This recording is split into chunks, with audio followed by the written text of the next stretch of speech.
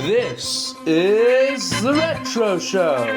Your host, Waylon Rawl. Thank you, disembodied voice.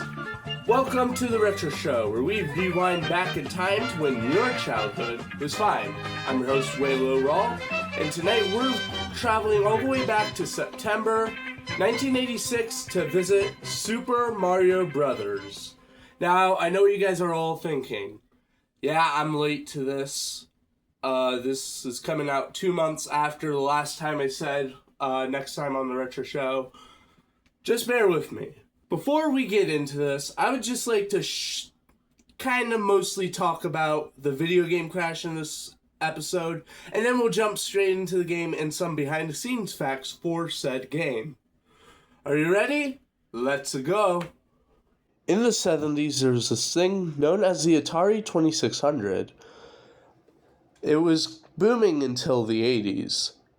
When it hit the 80s, people were getting tired of its low-budget games. But when it first came out, people were pretty mixed with it. On one hand, you had people saying, it's a new high-end technology. It's a great achievement. It's a treasure. But then you got some people saying it's an addiction. I interviewed some people asking them if they think the Atari is going to do well in the long run. And many people doubted it.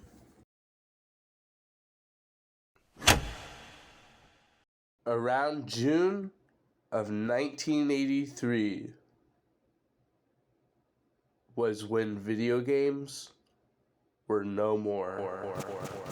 Also meant all video game related things. So that meant ColecoVision, Commodore, and even a television had to call quits on the video game market.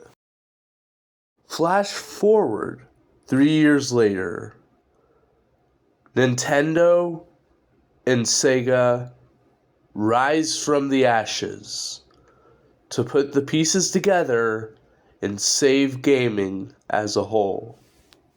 And that brings us to this. Yes, Super Mario Bros. Technically existed before this game. Although, to be fair, the game was just called Mario Bros. And they didn't have a big role of Nintendo. But then, this game is what made Mario, if you will say, the superstar of Nintendo. Alright, enough with that. Let's go into the game. And the plot goes like this. A plumber by the name of Mario travels to the Mushroom Kingdom. It turns out that Princess Toadstool got kidnapped. Fun fact, this was her name until Super Mario 64. So Mario Bros. 1, 2, and 3, Super Mario World, Super Mario Kart, and all those games had her name as Princess Toadstool until Super Mario 64 and the Nintendo 64 era. Anyway, Mario goes to 8 worlds to save her from Bowser's. And interestingly enough, in the game's manual, every brick block has a toad inside of it. So wait, does that make Mario a murderer? Are we just going to ignore the fact he's getting away with murder? The same thing my sister does? Okay, I'm going to be honest.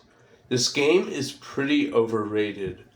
I think the second game feels better than this game, and yet it's not even actually a Mario game.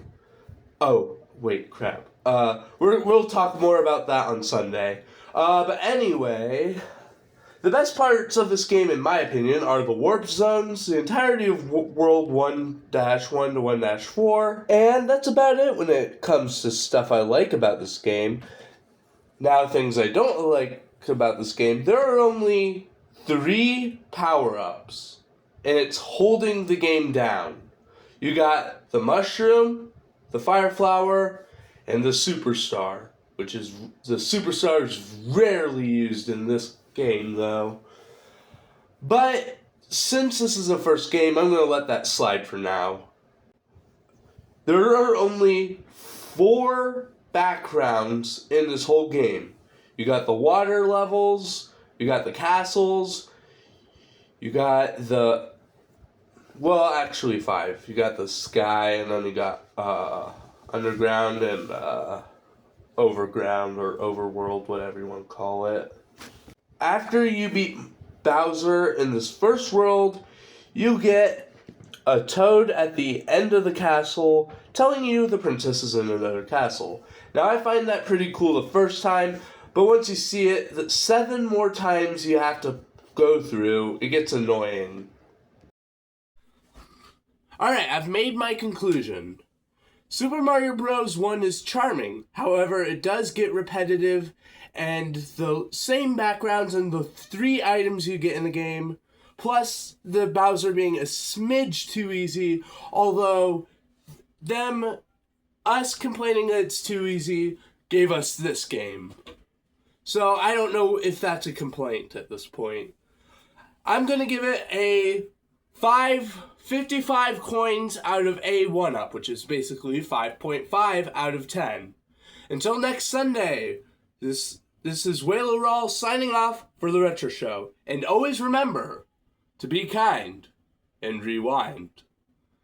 Good night, everyone.